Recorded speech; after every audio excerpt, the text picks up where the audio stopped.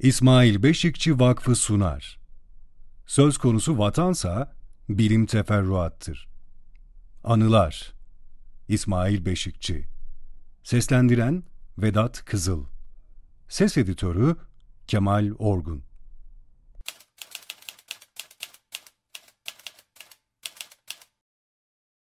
Geçmişe nasıl bakılır? Geçmiş nasıl değerlendirilir? Bir insanın geçmişinde pek çok anı, hikaye vardır.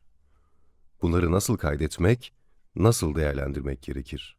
Bu anılar, hikayeler, insanın zihninde karmakarışık bir şekilde durmaktadır.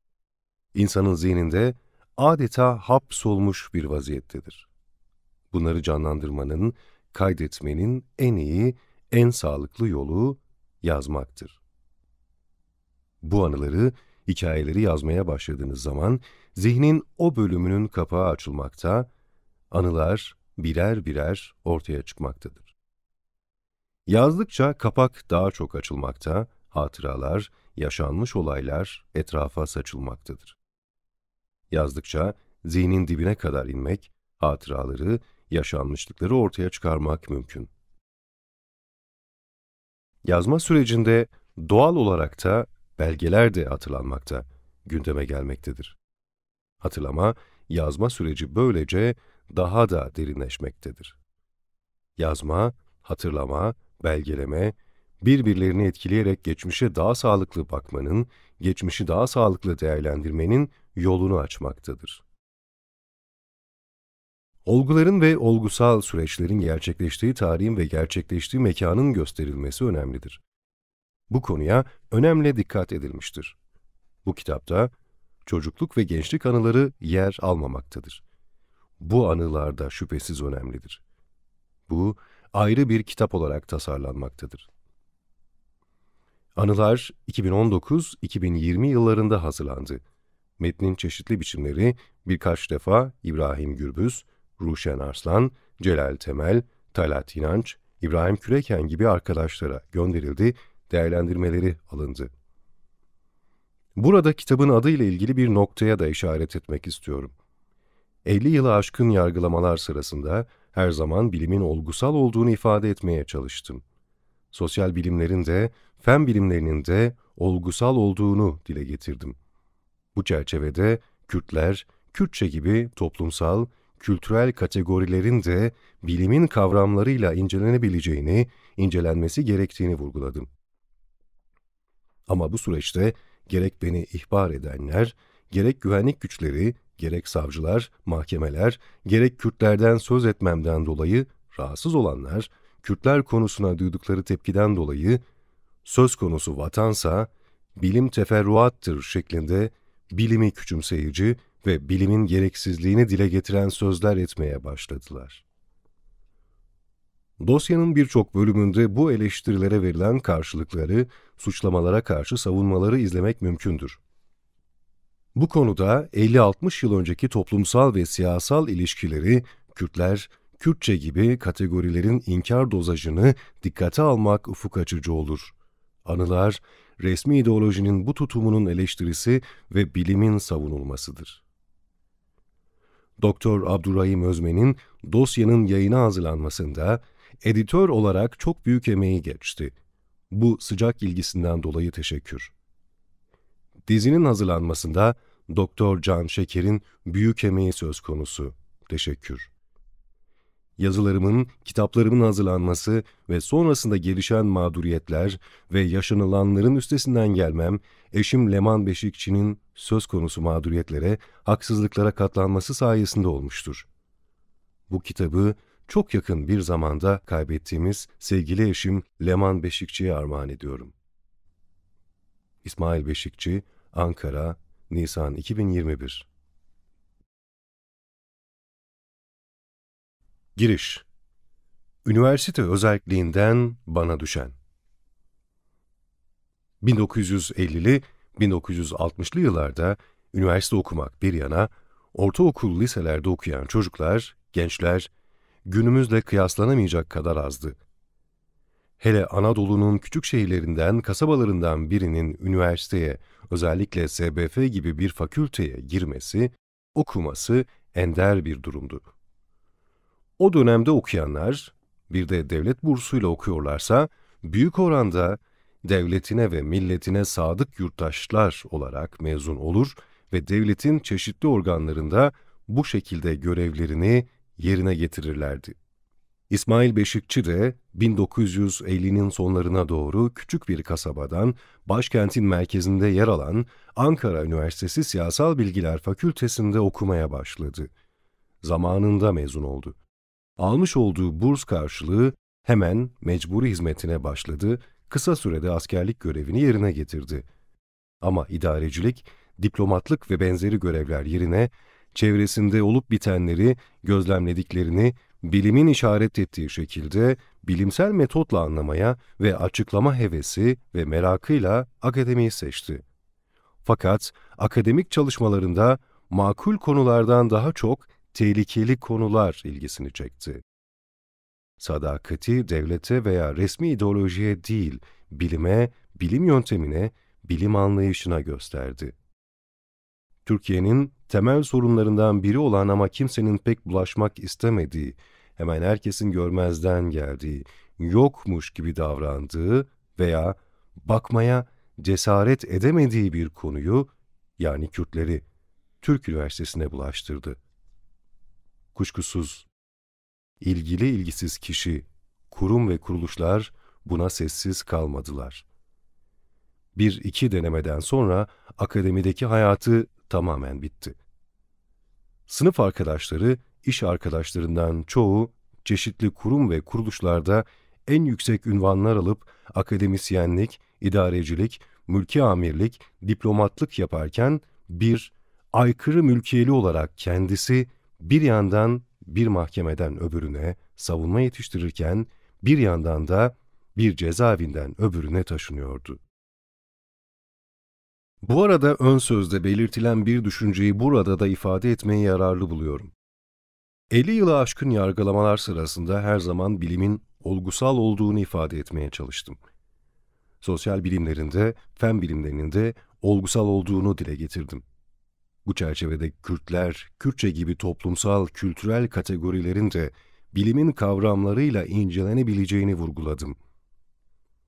İşte bu süreçte gerek beni ihbar edenler, gerek güvenlik güçleri, gerek savcılar, mahkemeler, gerek Kürtlerden söz etmemden dolayı rahatsız olanlar, Kürtler konusuna duydukları tepkiden dolayı söz konusu vatansa bilim teferruattır şeklinde bilimi küçümseyici ve bilimin gereksizliğini dile getiren sözler etmeye başladılar veya böyle bir imada bulundular. Dosyanın birçok bölümünde bu eleştirileri, savunmaları izlemek mümkündür. Bu konuda 50-60 yıl önceki toplumsal ve siyasal ilişkileri, Kürtler, Kürtçe gibi kategorilerin inkar dozajını dikkate almak ufuk açıcı olur. Anılar, resmi ideolojinin bu tutumunun eleştirisidir, bilimin savunulmasıdır. Bu kitapta anlatılanlar, yazılanlar, yukarıda sözü edilen yolculuğum sırasındaki anılarımın aslında belli başlıları veya özetinden ibarettir.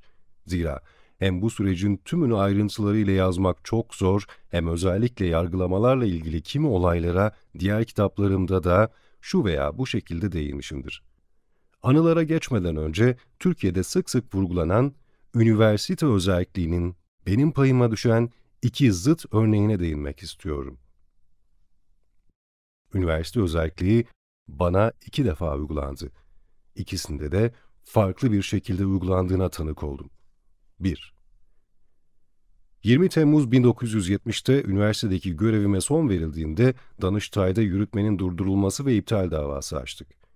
Danıştay yürütmenin durdurulması kararı verdi ama üniversite bu kararı uygulamadı. Yıl 1970. O zaman hakkımda idari soruşturma vardı ama adli soruşturma yoktu. O dönemde yürürlükte olan 4936 sayılı Üniversiteler Kanunu uyarınca göreve son verilmesi mümkün değildi.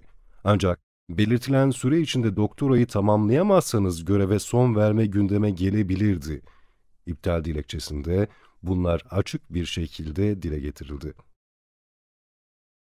Danıştay'daki dava sürecinde üniversite 4936 sayılı Üniversiteler Kanunu'na bağlı değildir. Milli Eğitim Bakanlığı'na bağlıdır, özerk değildir. Bu bakımdan her türlü idari işlemi yapabilir şeklinde bir savunma yaptı. 2. 12 Mart rejimi dönemi. Diyarbakır Sıkı Yönetim Komutanlığı Askeri Tutuk Evi'nde öğretmenler, nüfus müdürlüğünde, tapu müdürlüğünde, sağlık müdürlüğünde çalışanlar ve Atatürk Üniversitesi'nden Naci Gürşin adlı tutuklu bir arkadaş da vardı. O dönemde 657 sayılı Devlet Memurları Kanunu gereğince tutuklu kişilerin hüküm kesinleşinceye kadar maaşlarının 2/3'ünü aldıklarını yeni öğrenmiştim. Diğer benzer arkadaşlarda olduğu gibi Naci de maaşını alıyordu. Bunu arkadaşlardan öğrendikten sonra ben de Ankara Üniversitesi Siyasal Bilgiler Fakültesi Dekanlığı'na bir dilekçeyle başvurdum. Bu örnekleri de göstererek maaşımın ödenmesini talep ettim. 2 hafta kadar sonra bu talebime cevap geldi. Cevapta şöyle deniyordu: Biz özerk bir üniversiteyiz. Senin verdiğin örnekler özerk olmayan kurumlarla ilgili. Özerk üniversitemizde böyle bir uygulama yoktur. Ama duruşmalar sonunda beraat edersen birikmiş maaşlarının hepsini alacaksın. Görüldüğü gibi Atatürk Üniversitesi biz özerk değiliz, Milli Eğitim Bakanlığı'na bağlıyız diyerek göreve son veriyor ve Danıştay'ın kararını uygulamıyor. Ankara Üniversitesi ise biz özerk bir üniversiteyiz, bizde böyle bir uygulama yok diyerek maaşın 2/3'ünün ödenmesini reddediyor. Özerk olmayan kurumlar bile elemanlarına böyle bir uygulama yaparken özerk kurumun bundan kaçınması şaşırtıcı. Muhtemelen bu tür keyfi uygulamalar Beşikçi ve benzeri insanlar için geçerlidir. 12 Mart rejimi döneminde İstanbul'da, Ankara'da, İzmir'de, Adana'da sıkı yönetim askeri mahkemeleri vardı. Bu mahkemelerde görülen davalarda pek çok arkadaş mahkum oldu. Ama bu arkadaşların çoğunun cezası askeri yargıtaydaydı. Hükümleri kesinleşmemişti. 1974 yazında genel af gerçekleştiğinde dosyalar halen askeri yargıtaydaydı veya hükmün bozulmasından dolayı dosyalar yeniden hüküm mahkemesinin önündeydi. Benim durumumda, yani ihraç olup da cezası kesinleşmemiş olanlar bu haftan sonra işlerine dönebildiler. Ben mahkum oldum ve cezam kesinleşti. Ve 2 farklı üniversitenin 2 farklı özellik anlayışı nedeniyle de ne özlük haklarından yararlanabildim ne de işime dönebildim. Ayrıca ihbar konusuyla ilgili olarak da 2 farklı üniversitenin farklı tutumlarından söz etmem gerekiyor. Bu kitapta yer alan Bilim, Muhbirler, Muhbir Tanıklar ve Bengal Ulusal Kurtuluş Hareketi ve Kürtler başlıklı yazılarda Atatürk Üniversitesi ve Ankara Üniversitesi Siyasal Bilgiler Fakültesi'nde 2 ihbar durumundan söz ediliyor. Fakat 2 ihbar durumu arasında önemli bir fark var. Atatürk Üniversitesi'nde beni ihbar edenler övünerek kimliklerini açıklıyorlardı. Buna karşın Ankara Üniversitesi Siyasal Bilgiler Fakültesi'ndeki ihbarcılar kimliklerinin gizli kalmasını, açıklanmamasını istiyorlardı. Onların kim olduklarını bilmiyoruz. Bu durum, üniversitelerin, üniversite mensuplarının sadece özellik konusunda değil, aynı zamanda araştırmalarından, yazdıklarından dolayı kendi bünyesindeki kimi akademisyenleri idareye, kolluk kuvvetlerine, savcılıklara ihbar etme konusunda da farklı geneleklere sahip olduğuna işaret etmektedir. 1. Bölüm. Bilinmemesi gerekenleri bilmeye giden yol. Ankara'dan Keban'a, olmayan Kürtçe ile karşılaşma. 27 Mayıs 1960'tan sonra Türkiye'de farklı toplumsal, siyasal, kültürel konular konuşulmaya, tartışılmaya başlandı. Toprak reformu, ağalık, şeyhlik, 55 ağalar gibi. Toprak reformu, ağalık vesaire deyince daha çok doğudakiler anlaşılırdı. Bu konulardan biri de Türkiye'de yaşayan herkesin Türk olduğu anlayışıyla birlikte Kürtlerin Türklüğü meselesiydi. Kürtlerin aslının Türk olduğu, Kürtçe diye bir dilin olmadığı basında, üniversite çevrelerinde sık sık konuşulurdu. Mahkemelerde bu iddiaları doğrulayan kararlar verirdi. Kürtlerden, Kürtçeden söz edenler ağır hapis cezalarına çarptırılırdı. Bu çerçevede sorunla ilgilenmem bilinçli bir tercihti denilebilir. 1961'de tahsil içi staj programında Doğu'yu, Elazığ'ı tercih etmem ve askerlikte kura çekimi sırasında Becaiş'le Bitlis'i tercih etmem böyle oldu. Askerlikten sonra Atatürk Üniversitesi'ni tercih etmem de yine bu çerçevede değerlendirilebilir. Mehmet Şerif Fırat, Doğu İlleri ve Varto Tarihi kitabında Kürtlerin aslının Türk olduğunu, Kürtçe diye bir dil olmadığını, Kürtçe denen dilin Türk dili olduğunu iddia ediyordu. Kitap liselerde, üniversitelerde ücretsiz olarak dağıtılıyordu. Ankara Siyasal Bilgiler Fakültesi'nde de dağıtılmıştı. Fakültede her hocanın masasında bu kitap vardı. Hocalara Doğu ile ilgili bir soru sorduğunuz zaman bu kitabı gösterirler, gerçekler bu kitapta yazılı, bu kitabı oku derlerdi. 1950'lerde 60'ların başında Siyasal Bilgiler Fakültesi'nde tahsil içi staj diye anılan bir program vardı. 3. sınıftan 4. sınıfa geçen idari şube öğrencileri yaz aylarında vilayetlere gönderiliyordu. Gidilecek illerin listesi belirtiliyor, öğrencinin gideceği ili kendisinin seçmesine izin veriliyordu. Öğrenci 3 ay kadar valilerin, kaymakamların yanında idari işlemler hakkında bilgi, fikir sahibi oluyordu. Kaymakamlık stajı gibi bir süreç. Ben bir arkadaşımla birlikte Elazığ'ı tercih ettim. Vilayette bir süre çalıştıktan sonra Keban'a gittim. O yıllarda köylüler arasında arazi anlaşmazlıkları olurdu. Bu anlaşmazlıkların çözümlenmesi için kaymakamlar sık sık köylere giderdi. Keban'da kaymakamla birlikte ben de köylere giderdim. Köylerde kaymakamlar köylülerle görüşmeler yapardı. Bu görüşmelere arada bir tercümanın olduğunu fark ettim. Tercüman, kaymakamlığın yazı işleri bürosunda çalışan bir memurdu. Kaymakamın söylediklerini köylülere, köylülerin söylediklerini de kaymakama aktarıyordu. Kaymakamla köylüler arasındaki iletişim bir tercüman aracılığıyla sağlanıyordu. Tercüman olayı Ankara'da, basında, üniversitede Kürt diliyle ilgili düşünceler konusunda bende kuşku yaratıyordu. Bu durumu Karakoçan'da ve Palu'da da fark etmiştim. Arazi anlaşmazlıkları çerçevesinde oralarda da kaymakamlarla birlikte köylere gittik. Karakoçan'da ve Palu'da da tercüman vardı. Kürtlerle, Kürtçeyle ilk karşılaşmam bu şekilde oldu. Doğal olarak zihninizde meydana gelen kuşkuyu ansiklopedilere, kitaplara başvurarak, hocalarla konuşarak anlamaya çalışıyorsunuz. Bu kaynaklarda da Doğu İlleri ve Varto Tarihi kitabında yazılan bilgilerle karşılaşıyorsunuz. Bunlar kuşkunuzu gidermeye yetmiyor, araştırmaya, incelemeye, kendi çapınızda devam ediyorsunuz. Harput'ta Ermeni izleri. Bu staj sırasında Keban ve Karakoçan'da başka bir ilişkinin de farkına vardım. Her iki alanda da köylüler bana mektuplar göstermişlerdi. Zarfları, pulları çok güzel mektuplar. Bu mektuplar bize Amerika Birleşik Devletleri'nden geliyor. Bu mektupları yazanlar bizim akrabalarımızmış. Bize para da gönderiyorlar, bizi Amerika Birleşik Devletleri'ne davet ediyorlar. Ama biz onlara yazamıyoruz, diyorlardı.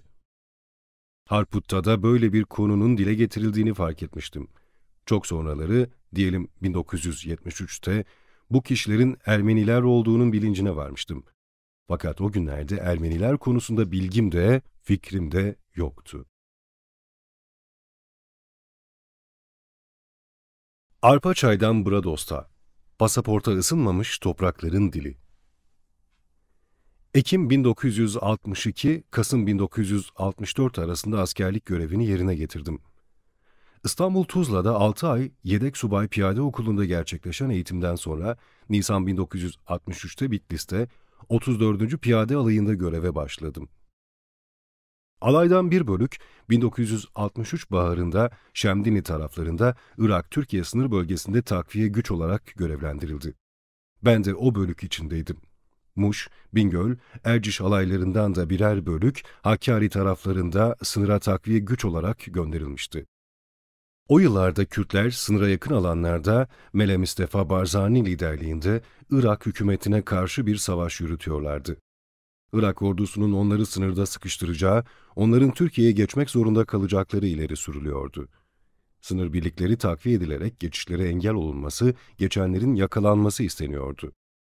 Bölük, 1963 Mayıs sonlarında Başkale'ye hareket etti. Gevaş, Van, Gürpınar üzerinden Başkale'ye varıldı. Başkale'de birkaç gün konakladıktan sonra Yüksekova'ya hareket edildi. 2-4 gün kadar Yüksekova'da konakladık. Bu sırada İranlı subaylar sık sık kamp alanına gelir, Türk subaylarla görüşürlerdi. Daha sonra Şemdinli'ye hareket edildi. Havruna köyünde bir süre konakladık. Havruna, İran sınırına yakın ve o zaman çok küçük bir köydü. Köyde çok küçük bir karakol kurulmuştu. Şemdinli'ye doğru yola devam edildi. Derebani, Sürünüs, Şapatan yol ayrımında bir hafta kadar konakladık. Yol Şemdinli'ye doğru durmadan yükseliyordu. Belirli bir yükseklikten sonra da iniş başlamıştı. Şemdinli'de bir gece konakladıktan sonra Şapatan üzerinde nehre doğru yola çıktık. Nehri'de de bir gece konakladıktan sonra Benavik üzerinden Besusin'e varıldı. Besusin'e varıncaya kadar bir dağa tırmanmak, sonra inişe geçmek gerekiyordu. Bu iniş çıkışlar birkaç defa tekrarlanmıştı. Havan gibi ağır silahlar katırlarla taşınıyordu. Bir gecede Besusin'de konaklama gerçekleşti. Daha sonra yine dağları tırmanarak, vadilere inerek Zerin'e, oradan da Mavan'a varıldı. Mavan, sınırın sıfır noktasında yer alıyordu. Pirinç ekimi yapılan bir köydü. Sınırın öbür tarafı Bradost bölgesiydi ve insanlar sınırda birbirleriyle çok rahat konuşuyorlardı, anlaşabiliyorlardı. Varacağımız son nokta şimdi Derecik olarak anılan Rubaruk'tu. Mavan-Rubaruk arasında meşe ormanı vardı ve yol düzdü. Rubaruk küçük bir köydü. Okulu yoktu fakat küçük bir karakolu vardı ve küçük bir ev cami olarak kullanılıyordu. Birkaç kere ordunun lojistik malzemeleri helikopterlerle indirilmişti. Helikopter, Mavan-Rubaruk arasında bir düzlüğe inmeye çalışıyordu. Bazen de yiyecek torbaları helikopterlerden düzlüğe atılıyordu. Bu düzlük de o günlerde inşa edilmişti. Rubaruk, Mavan gibi sınırın sıfır noktasında değildi, biraz daha içeride kalıyordu. Ben asteğmen rütbesinde takım komutanıydım. Bana sınırda 8 kilometrelik bir alan verilmişti. Sınır boyundaki bu alanı denetim altında tutacak, geçişleri engellemeye çalışacaktım. Bunun için bölgede sık sık keşif faaliyetinin yapılması gerekiyordu. Ben de 11 askerlik bir timle bu faaliyeti yürütüyordum. O zaman sınır pek bir belirgin değildi. Dikenli tel vesaire yoktu. Birkaç kilometre aralıklarla sınır taşları dikilmişti. Bir gün sınır bölgesindeki keşif faaliyeti sırasında sınırı biraz geçmişiz. Bir takım insanlarla karşılaştık. Onlar bir şeyler anlatmaya çalışıyorlardı. Ben doğal olarak anlamıyordum. Timdeki 11 asker arasında Kars, Arpaçay'dan bir arkadaş vardı. O, "Ben konuşabilir miyim teğmenim?" diye sordu. Erin bu girişimi beni çok şaşırtmıştı. Ne konuşacağını, nasıl konuşacağını çok merak etmiştim. Doğal olarak, "Konuş," dedim. 2-3 dakika konuştu. Arpaçaylı bu askerin bu kişilerle çok rahat konuştuğunu, iletişim kurduğunu gördüm. Biz sınırı geçmişiz, onu anlatıyorlarmış. Kendileri de askermiş, onlara peşmerge deniyormuş. Bu yarıdan sonra geri döndük. Bu benim için çok şaşırtıcı bir deneyimdi. Çünkü 27 Mayıs 1960'tan sonra Türkiye'de Kürtlerin Türk olduğu, Kürtçe diye bir dilin olmadığı, bunların Türkçeyi bozarak ilkel bir dil konuştuklarını, bir dağın, bir tepenin iki yanındaki insanların bile birbirlerini anlamadıkları vurgulanırdı. Türk basını bu konuda çok propaganda yapıyordu. Bu tür düşünceler üniversite çevresi tarafından da benimseniyordu. Yargı organları da bu çerçevede kararlar veriyordu. 27 Mayıs'tan sonra yayına başlayan Barış Dünyası dergisinde hem Kürtlerden söz eden yazılar vardı hem de bunu inkar eden mahkeme kararları yer alıyordu. Buradaysa çok farklı bir olay yaşanmıştı. Arpaçay'dan bir asker bu insanlarla çok rahat konuşmuştu. Birkaç gün önce Mavan köylülerinin de sınırın öbür tarafındaki insanlarla çok rahat konuştuklarını fark etmiştim. Bu 27 Mayıs'tan sonra gerek basın, gerek üniversite tarafından yaygınlaştırılmak istenen düşüncelerin çürütüldüğünü de gösteriyordu. Kars, Arpaçay nere, Şemdinli, Bradost nere? Arada 600 kilometre belki de daha büyük bir mesafe var. Bu süreçte bir ilişkinin daha farkına vardım. Mavan'daki insanlarla sınırın öbür tarafındaki insanların dilleriyle, giyim kuşamlarıyla aynı insanlar olduklarını fark ettim. Coğrafyada aynı coğrafyaydı. Aynı bitki örtüsü, aynı tip barınaklar. O gün çok önemli bir deneyim yaşadım. O günden sonra olaylara, olgusal ilişkilere bakışımda bu deneyimin önemli etkileri oldu. Hizan ve Mutki'de cemaatsiz kiliseler. 1963-1964 yıllarında Bitlis 34. Piyade Alayı'nda yedek subay askerliğim sırasında hafta sonları arkadaşlarla birlikte sık sık Hizan, Mutki, Tatvan, Ağlat ve benzeri yörelere giderdik. Buralarda alayın atış talimleri, tatbikatlar da olurdu. Doğal olarak onlara da katılırdım. Bu sırada gerek Hizan, Mutki gibi alanlarda gerek kırsal alanlarda kiliseler, daha doğrusu yakılmış, yıkılmış harabe yapılar görürdüm. Kırsal kesimlerde de bu harabelerden çok sayıda vardı. Kırsal kesimlerde harabe halinde kalan bazı binaların temelleri delik deşikti. Aynı dönemde bu harabe yapılarda define arandığını da duyardım. Bu çerçevede bazı evlerin temellerinin kazıldığı, yaşlı ağaçların köklerine doğru kazılar yapıldığını da duyardım. Çevrede yaşayan Kürtler bu konular hakkında fazla bilgiye sahip değildi veya konuşmak istemiyorlardı. Çoğu kiliselerin temel taşlarını ahır yapımında kullanmışlardı. Bu kiliselerin cemaati nerededir diye sormak, önce bilgi sonra da bilinç gerektiren bir durumdur. O yıllarda Ermeniler, Süryaniler, Keldaniler, Yahudiler hakkında bilgim olmadığı için bu konularla ilgili bir bilince de sahip değildim. Öte yandan kimlerin paralarını, mücevherlerini saklamış, daha sonra sakladıklarını gelip bulmuşlar mı gibi konularda da bilgi sahibi değildim. Çok sonraları bu kiliselerin Ermenilere, Asurilere, Keldanilere ait olduğunu öğrendim. Ermeniler, Asuriler, Keldaniler, Yahudiler, Rumlar vesaire hakkındaki bilgim 1973'ten itibaren gelişmeye başladı. 1963 yazında alayın bir birliğiyle birlikte Van, Gürpınar, Başkale, Yüksekova, Şemdinli kırsallarında da bulundum. Buralarda da kiliseler, sinagoglar, daha doğrusu yakılmış, yıkılmış, harabe yapılar gördüm. Bunların da çok sonraları Ermeni, Süryani, Keldani kiliseleri olduğunu fark ettim. Sinagoglar da Yahudilere aitti. Artvin, Yusufeli gibi alanlarda da kiliseler gördüm. Bunlar Gürcü kiliseleriydi. Kiliseler sağlam bir şekilde ayakta duruyorlardı ama cemaati olmadığı için kilise olarak kullanılamıyorlardı. Bir bölümünü çobanlar ahır olarak kullanıyorlardı. Kürtler ve sınırlar. Mavan'a sığınanlar. Esas birliğin Bitlis'te olmasına karşın Temmuz 1963'te Şemdinli'nin sınırın sıfıra yakın taraflarında askerlik yapıyordum. Görevli olduğum birlik Benavik, Besusin, Zerin, Mavan üzerinden Rubaruk köyüne doğru gidiyordu. Mavan, sınırın sıfır noktasında bir köydü. Mavan'da kalabalık bir grubun çadır kurmaya, düz bir alana yerleşmeye çalıştığını fark ettim. Bu grubun, eşkıyalar tarafından baskı uygulanan ve sınıra doğru itilen bir aşiret grubu olduğu söyleniyordu. O dönemde Bağdat Radyosu günün belirli saatlerinde 15 dakika kadar Türkmence yayın yapardı. Bu yayınlarda güneydeki bazı gelişmeler hakkında bilgi veriliyor, Mela Mustafa Barzani ve onunla birlikte hareket edenler eşkıya, hain, sergerde, emperyalizmin ajanı gibi sıfatlarla anılıyordu.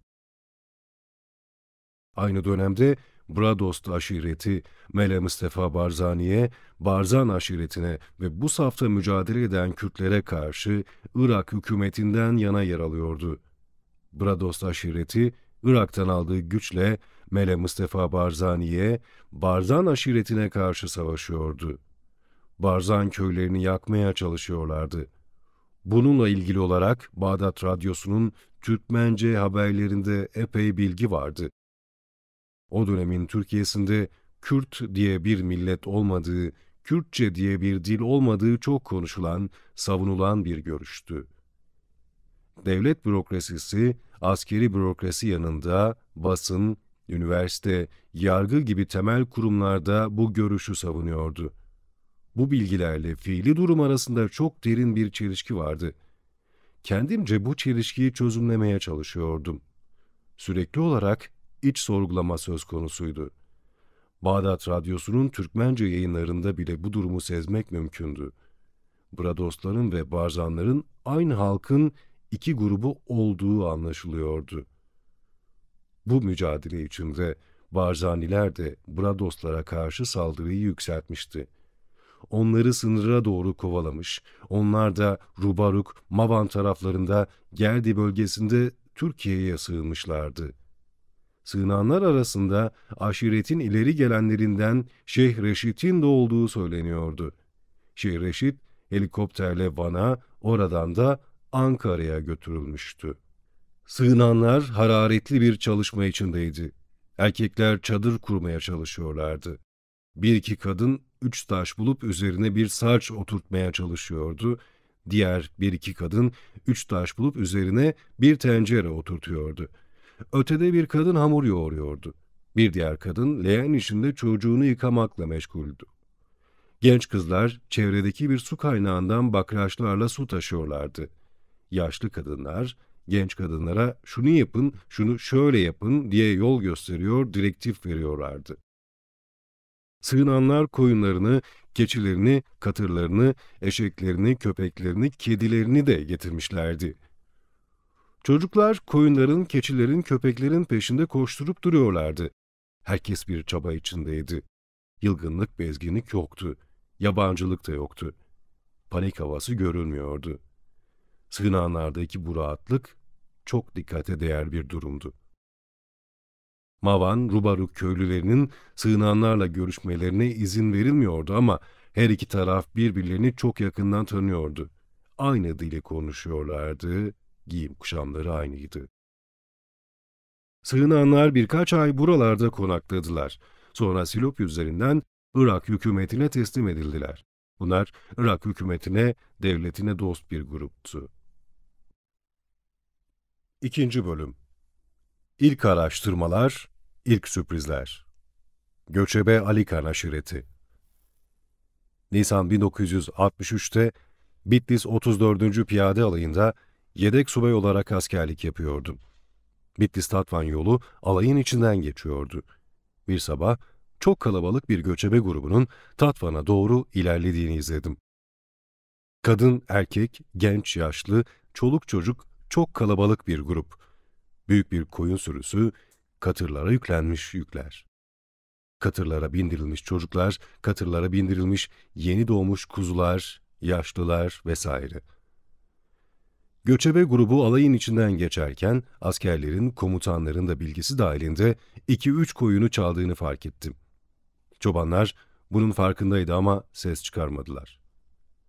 Bu göçebe grubunu inceleme fikri o günlerde zihnime yerleşmeye başladı. Doktora tezimin konusu da bu şekilde ortaya çıktı. Askerlik görevimi bitirdikten sonra 1964'te Tunceli'nin Hozat ilçesinde mahiyet memurluğu yaptığım sırada Erzurum Atatürk Üniversitesi Edebiyat Fakültesi'nde açılan sınavı kazanarak sosyoloji asistanı olarak atandım. Üniversitedeki görevime başladıktan sonra doktora tezim için alandan bilgi edinmek üzere başladığım alan araştırması ile 2 yıla yakın göçebelerin hayatını gözlemledim ve göçlerine katıldım. Bunun sonucunda kışın Silvan Ovası'nda, yazın Nemrut yaylalarında konaklayan bir göçebe aşiretin sosyal organizasyonu adlı doktora tezimi 1967'de sundum. Başarıyla sonuçlanan bu çalışma doğuda değişim ve yapısal sorunlar göçebe Ali Kan aşireti adı ile 1969'da Doğan Yayın Evi tarafından kitap olarak basıldı. 1968 yaz aylarında Kilis, Nusaybin, Cizre, Şemdinli, Başkale, Doğu Bayazıt, Posof taraflarında yapılan çalışma da alan araştırmasıydı. Kitabın bundan sonraki kısmında detaylı olarak anlatıldığı gibi bu dönemdeki araştırma çok zor gerçekleşti. Bunun temel nedeni iki dönemde resmi ideolojiye karşı gösterilen tutumdur. Ali Khan aşireti çalışması yapıldığı dönem 1960'ların ortaları, bir tutumun gelişmediği, resmi ideolojinin eleştirilmediği bir dönemdi. Daha doğrusu böyle bir kurumun bilincinde olunmayan bir dönemdir. Resmi ideolojinin bilincine varma 1967-1968 yıllarında başlamıştır. 1970'ten önce yayımlanan yazılarda ve kitaplarda ve 1975'ten sonra yayımlananlar arasında düşüncenin içeriği bakımından çok önemli bir değişiklik olmuştur. Bunun temel nedeni 1971 Diyarbakır Sıkı Yönetim Mahkemesi'nde yapılan duruşmalardır. İddianameler, savunmalar vesaire resmi ideolojinin eleştirilmesi bu dönemde başlamıştır. Göçebelerle köylüler arasında çatışma, araştırmacı ve insan. 1965 yılı yaz aylarında göçebe Ali Khan aşiretiyle çalışma yapıyordum. Ali Khan aşireti o zaman Ağlat, Adilcevaz'ın kuzeyinde yer alan Süte Yaylası'nda konaklıyordu. Süte Yaylası, Ağlat-Adilcevaz, Malazgirt üçgeninin Van Gölü'ne yakın tabanında yer alıyordu. Adilcevaz'ın yerleşik köylüleri göçebe Ali Khanlardan çok şikayetçi olurdu. Göçebelerin sürüleri tarlalarımıza, bahçelerimize, bostanımıza giriyor, ürünlerimizi heder ediyorlar diyorlardı. Sık sık da tazminat diyerek göçebelerin koyunlarına el koyup götürürlerdi. Temmuz 1965'te yine böyle bir olay yaşandı. Koyun sürüsünün bir bölümü köylülerin tarlalarına, bahçelerine yönelmiş, çoban tarlalara, bahçelere fazla zarar vermeden sürüyü uzaklaştırmış, durumu kontrol altına almış. Buna rağmen bazı köylüler tazminat diyerek 40 koyuna el koyup götürmüşler. Bu da göçebelerle Adilcevaz'dan bazı köylüler arasında anlaşmazlık çıkarmıştı. Çoban bu haberi çadırlara ulaştırınca çadırlarda bir hareketlilik başladı. Kadın, erkek, çoluk çocuk herkes değneğini, sopasını alarak olay yerine doğru koşmaya başladı. İki öğretmen arkadaşla birlikte aşiret mensuplarıyla beraber biz de gittik. Olay yerine vardığımızda göçebe Ali Khanlarla köylüler tartışıyorlardı. Öğretmen arkadaşlarla birlikte tartışanların yanına vardık. Köylüler, göçebelerin koyun sürülerinden gördükleri zararı ziyanı anlatıyorlardı.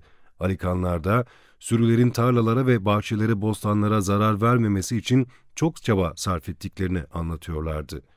Bu arada ben de yaptıklarının tazminat diyerek 40 koyun götürmelerinin çok yanlış olduğunu anlatmaya çalışıyordum.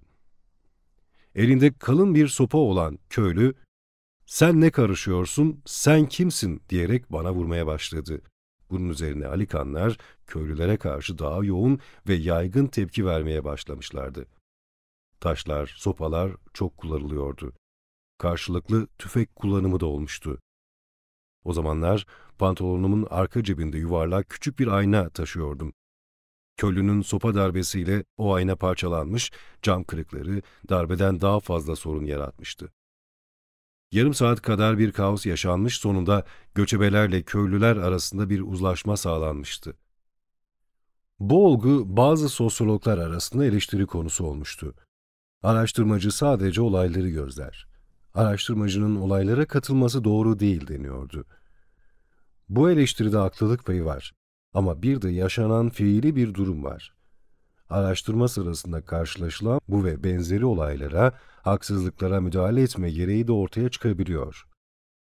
Bu durumlarda araştırmacının kimi olayları görmezden gelmesi ile müdahalede bulunması arasında nerede durması gerektiği de düşünülmesi gereken bir durumdur.